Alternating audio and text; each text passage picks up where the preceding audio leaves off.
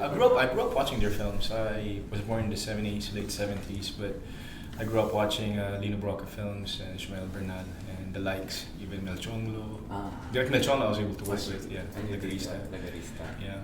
So I've always been a film fan. You know, yung black and white, yung piling-piling pelikula, yung mga sa pinilakang tabi.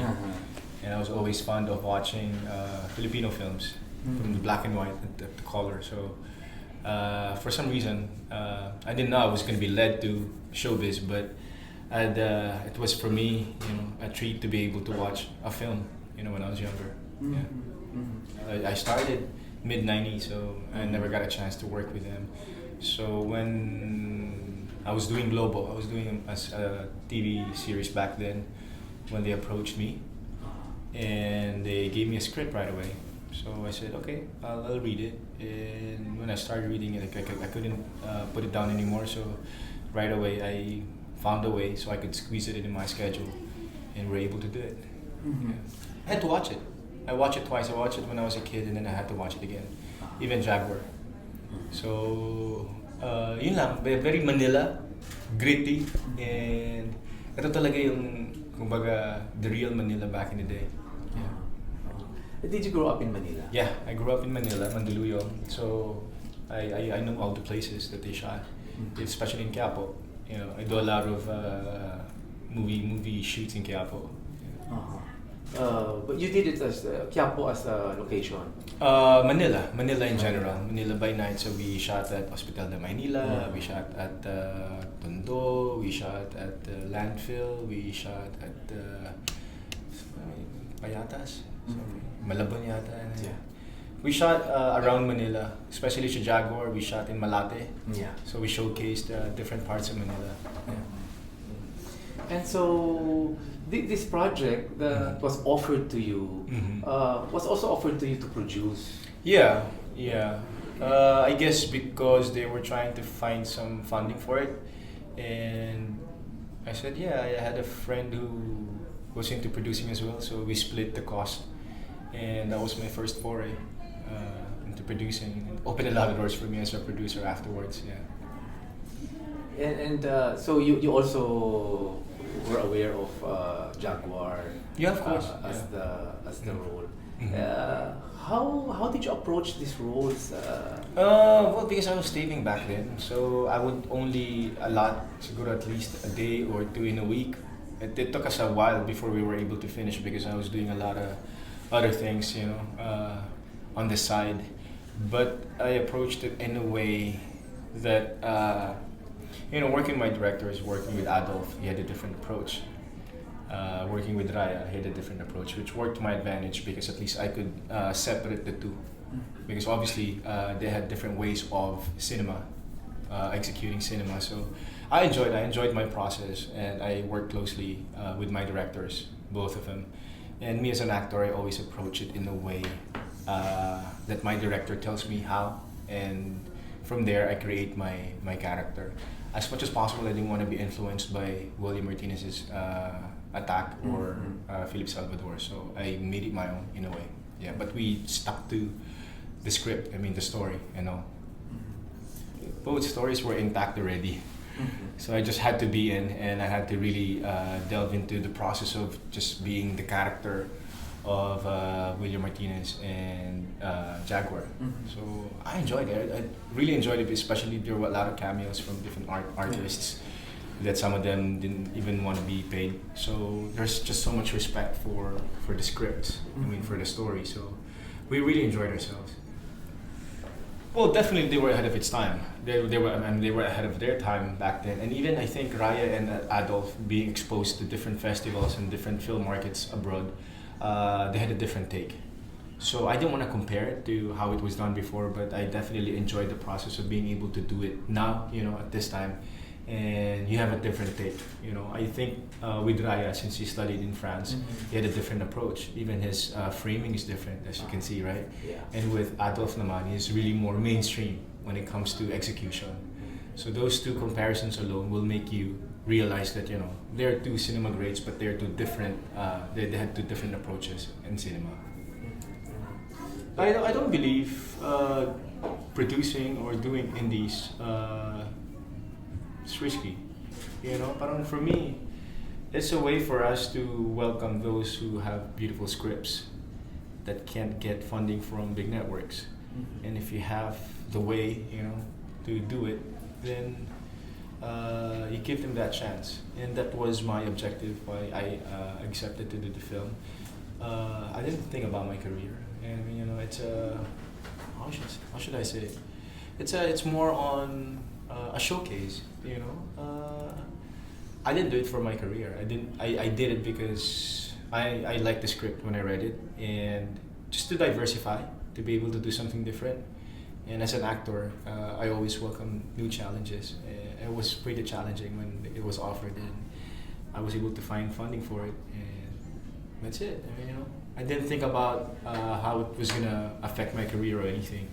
You did not have any second thoughts when you did I fought scenes for it. like doing the drugs and then or shooting that person? We did worse. There was one time, since I was producing, that was my baptism of fire, so to speak. It started pouring. We were in a Malabon dump site, and it started pouring, and it was flash flood, and you know, being on top of all these trashes, all these dirts, we had to be taken out by a dump truck. So it was pretty traumatizing for all of us because we were stuck there, and the soil was kind of shallow because it's all trash. So it was crazy. We had to cancel the shoot, and that's another day for a shoot. So there was cost repercussion, and they had me lie on a pile of dirt when I was shot. So I was just there laying for a long time, and it's really for the arts. I remember when I did the film with Love Diaz as well, when he asked me to cross stagnant water. Parang, what will you do? You want to make it real, so you don't compromise. I mean, you don't do drugs to money, you know, during the shoot, but you have to simulate it because you have to give your audience that right feel, and you know, to be there, to smell it, to really, you know, feel the scene. And being a mainstream actor, I think it was a responsibility for me not to be drawn by boundaries, and just, you know, do what is asked. I was wearing briefs. I was in my underwear. Yeah, that I was too. in my underwear, and then I was doing that. I was like, am I gonna do this? I guess it was embarrassing if I didn't. It was gonna be embarrassing if I didn't do it. Did you know about that before? Was it in the script? Yeah. And you're okay with that? Yeah. When I did the movie with Chito Ronyo for Decada 70, there was a torture scene. I had to strip down, and I literally had to be naked, and it's the first time I felt so exploited because I was placed on an ice chest, and there was this camera on a scaffold, like 15, 20 guys, you know, watching me in my nakedness. That's for the arts. That's respect to your craft. So you don't question that. It's a matter of choice. As I've said, you know, I have so much respect for my craft, cinema in general, so I will not compromise it because of my limitations. If I cannot do it, I won't accept the project. The moment I say yes to a project, and then that's 100% all in. But I thought that scene ended the movie. Yeah. It sort of gave the reason for everything. It still haunts me at times. Yeah. Serve its purpose. Yeah. In the Jaguar part, you had to darken your skin. Yeah. I was wearing makeup, heavy makeup, just to make it different, look different. And then for Manila, I had my hair bleached. And then for Jaguar, I was really dark, and they made me lose weight. I grew my hair as well. So different attacks, different looks physically. Yeah. Was the Philip character also something that you studied? I watched the film, but I didn't take it from there. Of course, when I saw the script, when I read the script, I had a different interpretation. I just wanted it to be different so that you can avoid comparison. Even the one of William, you know, because he was at the prime of his career when he did it, right? Yeah. So I said, you know, I'll have a different take because I don't do drugs. So how do you do this? How do you simulate this, or to even make it appear that you're actually a druggie? You know, I did it one time with Maricel Soriano for Mila. I was a drug addict in that film, and I was in my early 20s back then. So I didn't have, you know, any qualms doing it. It's a role. It's just a role. I think it's about time that we showcase, the reality of life. It's not about the artist. It's not about the celebrity. When you do something, especially something like that, and you have to come up with a character, a real character, you don't think about your image. You don't think about your branding. You go there as the character, not the actor. I've always been stubborn. I don't want people to know about that. But when I want something, I fight for it. Like when I did Hell Say Wagang Hapis with Love. When Lloydie said yes to it, they were only allowing one of us. But I insisted that we do it together because it might not happen again. So because of our stubbornness, we were able to do the film. Same thing with Manila. When you want something, you fight for it. It served its purpose. I wish more people were able to watch it, but to be invited at the Cannes Film Fest was enough bonus for me, and to just go and really experience it and present your own film. It was pretty memorable for me. Can you tell us more about what happened in France? Well, nothing. It's with all the festivities. Of course, it's out of competition, so we just were given a gala. And then that's it. Of course, we were not invited in any award ceremony because we were not competing for anything. So it's just really, we went there to promote our film. That's it. Yeah. Actually, I've been waiting for, because when it was offered, I said, yeah, this is Lino, Brocka, this is Ishmael and Bernal. Oh yeah, for sure. But now, I don't know, I'm still waiting. We develop a lot of stories, we develop a lot of scripts with our production, but yeah, it'd be nice to take on a classic. It'd be nice to come up with something as classic as a Brocka or a Bernal film. Yeah, because it's been how many decades already, and people have to, a lot of generations, and people have to be reacquainted, to these greats. And this is Philippine cinema. It defined the time, it defined the generation and era for that matter. So it'd be nice to go back and remind people how we were before and how we are now. Well, definitely, it's gonna go down history of the Filipino movie industry as these directors defined a time wherein if you want to know about what happened in the 70s, you watch a Brocka film, you watch a Bernal film. If you want to know about the conflicts during that time, you watch their films because they mirrored our society back then. They mirrored our culture. So it's good for education, and if you want to know, for us as a production, that's also our advocacy in a way, to present what is happening now, the reality of life during our time. And then you go back 20, 30 years from there, and then you realize that, wow, then you take a look at how it was before, all in retrospect. So I think that's the contribution of Bernal and Brocka. They were able to really showcase Philippines from that time, politically, socially, So it's a bit intriguing and risky, but I wouldn't mind living in that time again, when we have the voice, and it's a way of, reminding our audience or our consumers about our state, and hopefully make you think and ponder about life and about our country. And they were able to remind people of that because of their films. When you do a film, it's a product, it's a business, it's an investment. Even if you want it to be critically acclaimed, if you want it to be relevant and just be affecting a lot of people, of course you have to make money.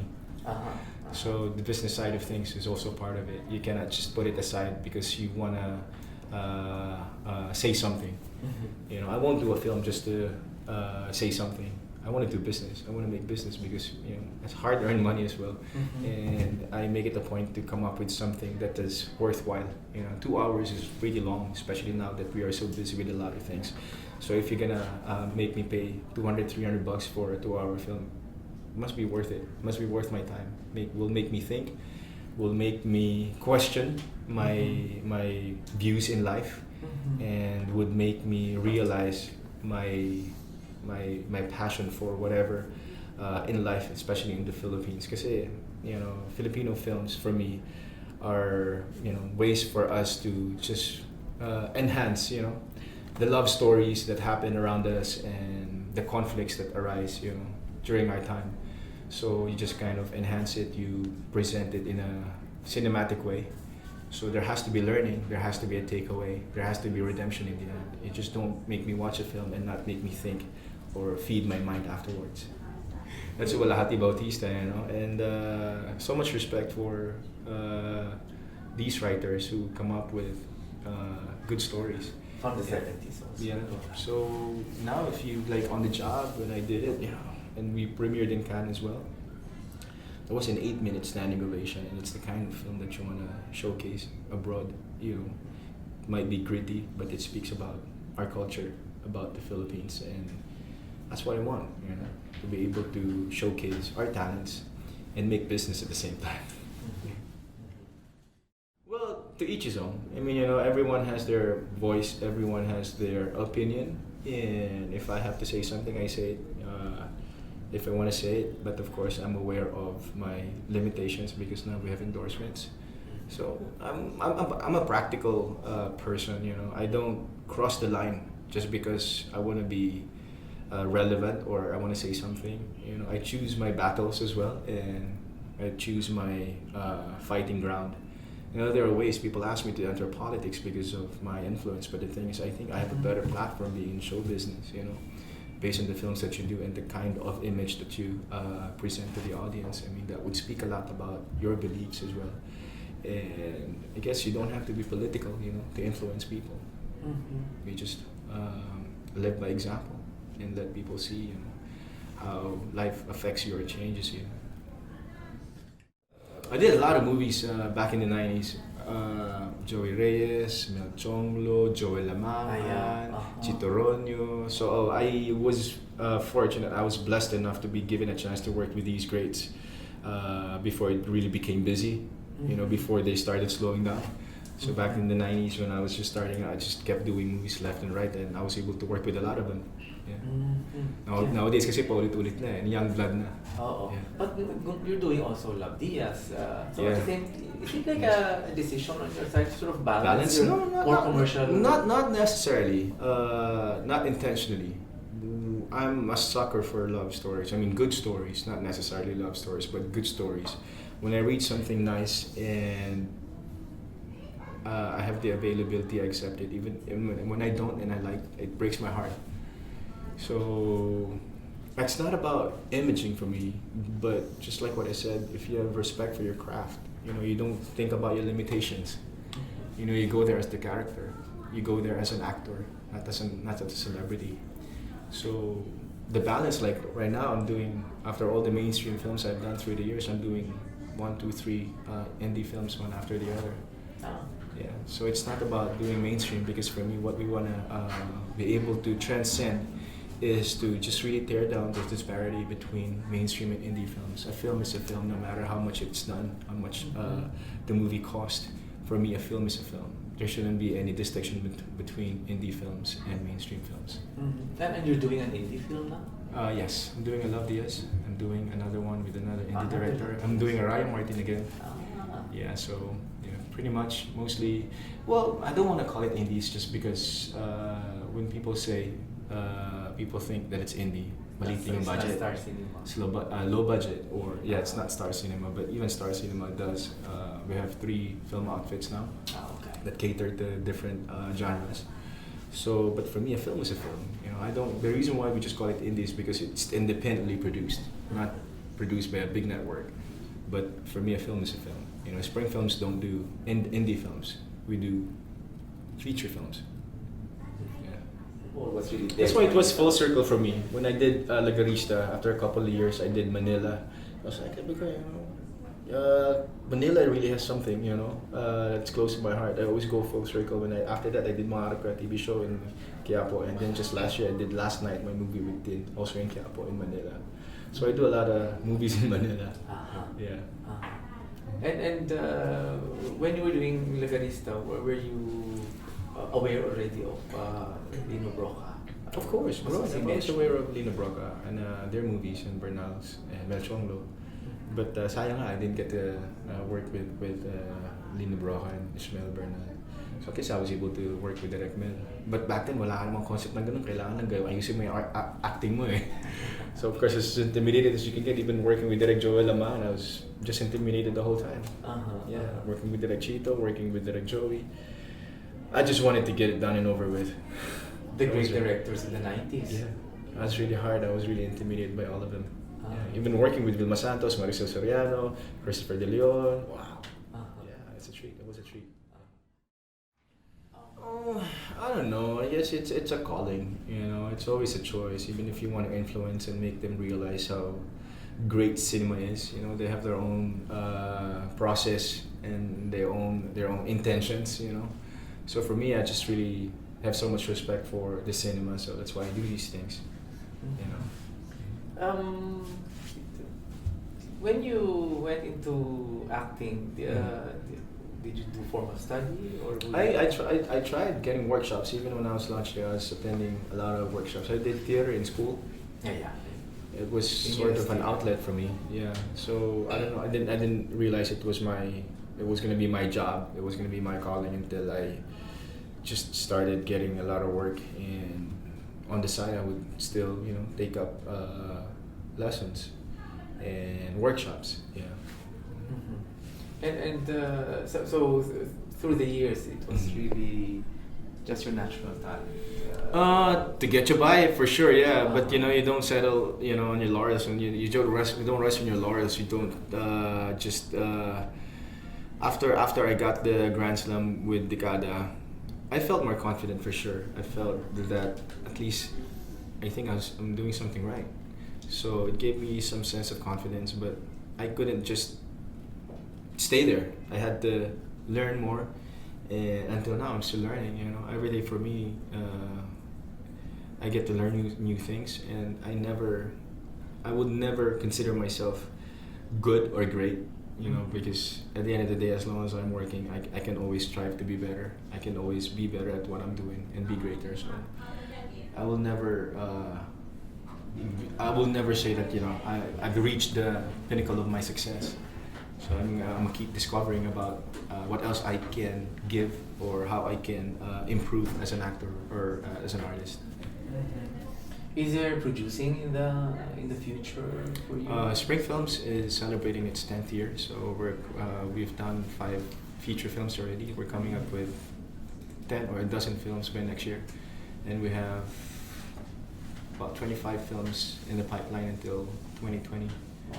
So a lot of people, a lot of productions have commissioned us to do films for them. We just finished a film in Korea, an adaptation of a Korean film. We partnered up with actually Japanese film. We partnered up with a Korean production company, and some private groups here have commissioned us to do films. So simultaneously, we have about 8. 5 are done, and then the rest are in the works. Yeah. You're a mini industry. Well, I don't want to say that. It's not even my day job. It's something I do on the side. But a lot of people are interested, and a lot of people are pitching a lot of concepts. So we just greenlight them and we help them. Whatever support we can give. And what's nice about Generation now is that we're able to partner up with the young producers, such as N Squared. They produced last night. There's 1017 of Paul. So there are a lot of young producers nowadays that we partner up with to come up with better films. So that's where we're at. Do you think the fact that you did Manila gave the right message to people about the types of movies that you were willing to produce? Well, I want to say that it's not about the film that I want to produce because not a lot of people are able to see the film. It's a statement, but a good statement is if you're able to come up with something like Kita Kita that a lot of people are able to see and appreciate. That was able to serve its purpose in a way. But you have to keep coming up with movies that make a difference. Not because it is your brand, but because it is your responsibility as a producer to make sure that your output is something worthwhile to watch. You don't waste my time. As simple as that. Yeah. And whatever message I have for every film is different.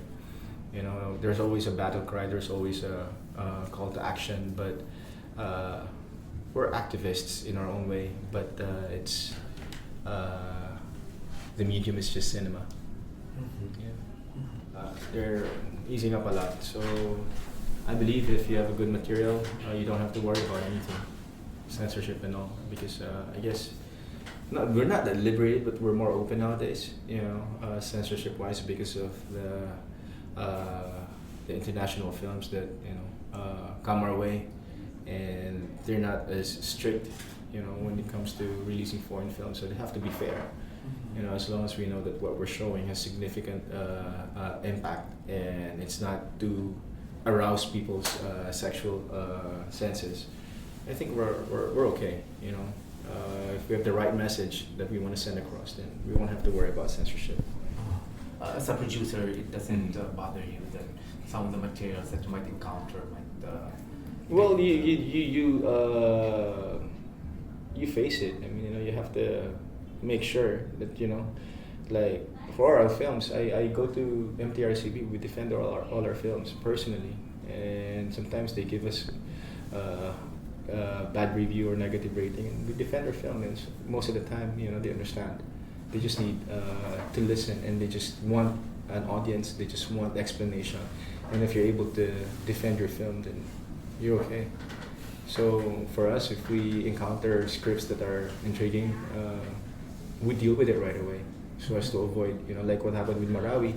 We got delayed because our director backed out, and we had to work on the script. It's not just about producing a film. Even if you have the money, you want to make sure that it's the right film that you're going to produce, because you're carrying, a historical event. So that's why we're taking our time. That's the way we show how we respect, the process. Dekada 70 was also about martial law, the political situation at that time, and you played an activist who was caught and tortured. NPA, yes. Yeah. That's what you said. The guy was there the whole time. Oh. Yeah, the guy, my character. Really? Yeah, the one I patterned my character after. That's So he was the one who shared with us his story and how he was tortured. So it was firsthand. I mean, for me, I really had a lot of one-on-one with him. So that's how I created my character as well. So it also didn't. You didn't think twice also about playing that character. No, I had sleepless nights. It wasn't about being an activist, but it was about the requirement for the role. I was really just intimidated. I had sleepless nights. I didn't want to do it. I tried to back out from the project many times because I was very insecure. I was really shy, and I was just scared. I was so scared. Working with Chito Ronyo, Vilma Santos, Jose De Leon, and you're the activist there, and you're the one who's really aggressive. I was so scared. I was really scared. I didn't do it for the awards. I didn't do it for anything. I just had to do it because I was asked to do it. But I was so scared. If you had your choice, you wouldn't have done it. Of course. Yeah. I would have bailed because it was requiring too much. So, and I wasn't sure if I was going to be able to give it. But your character was actually the pivot of the story. Yeah. That's why I read a lot of articles. I watched Patas Militar, and I read the novel more than a dozen times. I had to. Did the role affect you also personally? Well, my mom was working in the government when I was, she was working in Malacanang, so I was pretty exposed. But we're not political. I've always been, not necessarily apolitical, but, I mind my own business. If I don't have anything significant to say, if it's not going to affect anything, then I'm not going to say it. But doing that film is just really for the film, not to be an activist or how it affected me as a person. Because back in the day when we were doing it, wala namang same turmoil as what's happening right now. So there was peace in our land back then, so I didn't have to worry about anything or to even reconsider my thoughts about politics. We really reenacted what happened to him. That's why I couldn't say no when Direk Chito asked me to take my clothes off. I was stunned, and I told him, and I was going to ask him, Direk, can I at least have a class? Gubad ka na. And he just turned his back. And I remember just being quiet for a couple of seconds. I didn't know what to do. I got stuck in it. I said, "This is it." No turning plastic. back. There was just in my crotch area, but the rest was. Also, I was in fetal positions. Was it realized? No. So it was. Yes, you know, while I still can, while I have the clout and the right fit for the role, then you know I'm okay. I'm okay. I'm gonna do what I can do just to be able to come up with films that will matter and have an impact in people's lives. Okay. What can I say about them? Because I didn't live during the time that they were very active, but I guess it's a matter of really understanding the life that we have back then, and the films of Bernal and Brocka mirrored, you know, our culture back then. So it'd be nice for us to retrace, you know, and probably check out that time when we had political unrest, so that we'll know, you know, how we can face whatever is happening right now, because it's just a cycle, you know. But it's better to be equipped and to be better informed so that we won't turn a blind eye. I mean, it's not the time to be apolitical. It's not the time to raise our voices and make a difference with the kind of things that we do. And if you're a filmmaker, you make sure that your film has a strong message, and you're not just doing it for business, but really to affect people's lives and, you know, make them think about how can they better their lives and just make a difference, you know, during your time while you still can. So don't waste your time. Don't waste your time. Don't make films that will just make money, you know, just to entertain. You know, it's our right. It's our responsibility to make sure that what I give you as a filmmaker, if you watch my film, you will learn something from it. You will pick up something that you can learn from.